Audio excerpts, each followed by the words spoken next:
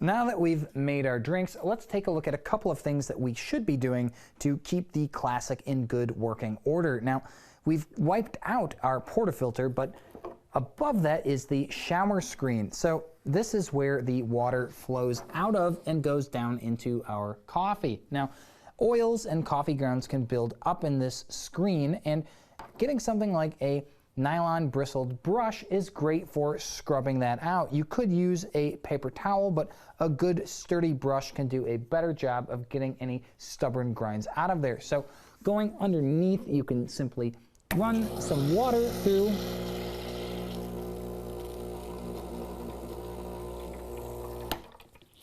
To loosen up some of those oils and grounds, and then simply brush. And you want to get along on the edge too, where the gasket is and where the portafilter locks in. Scrub that out nice and well.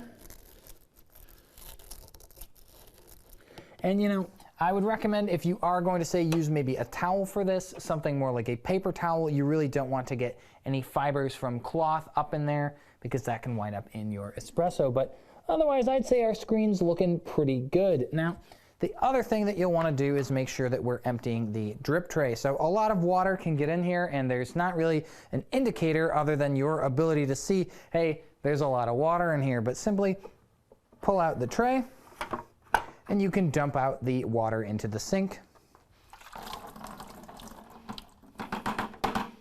Or dump it off camera into a bucket if you were me. And your machine is good to go. And that is our front to back tour of the Gaggia Classic Pro. And from one pro to a new pro at home, I'm Nick, and thank you so much for watching.